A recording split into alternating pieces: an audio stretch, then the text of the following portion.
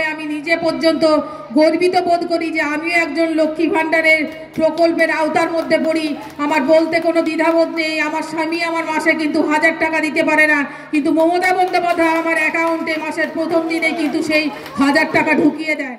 লক্ষ্মীর ভাণ্ডারের উপভোক্তা হিসেবে আমি গর্বিত বললেন বাঁকুড়া জেলা পরিষদের সভাধিপতি অনুসুয়া রায়। শনিবার বাঁকুড়া শহর সংলগ্ন বিকনায় মহিলা তৃণমূলের ডাকে রাজনৈতিক কর্মী সম্মেলন আলাপচারিতায় বক্তব্য রাখতে গিয়ে তিনি ওই কথা বলেন। আমরা সকলেই জানি যে মহিলাদের জন্য কি কি স্কিম আছে। আমরা তো সকলেই একটা আওতার মধ্যে পড়ি। আমাদের এখানে লক্ষ্মীর ভাণ্ডারের ভাণ্ডার রয়েছে, যা আমরা এখানে সকলে আমি নিজে পর্যন্ত গর্বিত বোধ করি যে আমিও একজন লক্ষ্মী ভাণ্ডারের প্রকল্পের আওতার মধ্যে পড়ি। আমার বলতে কোনো দ্বিধাবোধ নেই। আমার স্বামী আমার মাসে কিন্তু 1000 টাকা দিতে পারে না, কিন্তু মমতা বন্দ্যোপাধ্যায় আমার অ্যাকাউন্টে মাসের প্রথম দিনে কিন্তু সেই 1000 টাকা ঢুকিয়ে দেন।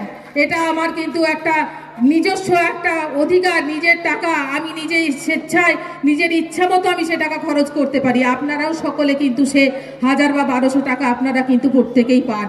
অনেকে বলতে দ্বিধাবোধ করে, আমরা করি না দ্বিধাবোধ, কেননা আমরা তৃণমূল কংগ্রেস দলটা করি, মমতা বন্দ্যোপাধ্যায়ের দলটা করি। মানুষের কাছে পরিষেবা পৌঁছে দিতে গেলে আগে আমি নিজে কি প্রকল্পে উপকৃত হচ্ছি সেটা মানুষের কাছে তুলে ধরতে হবে।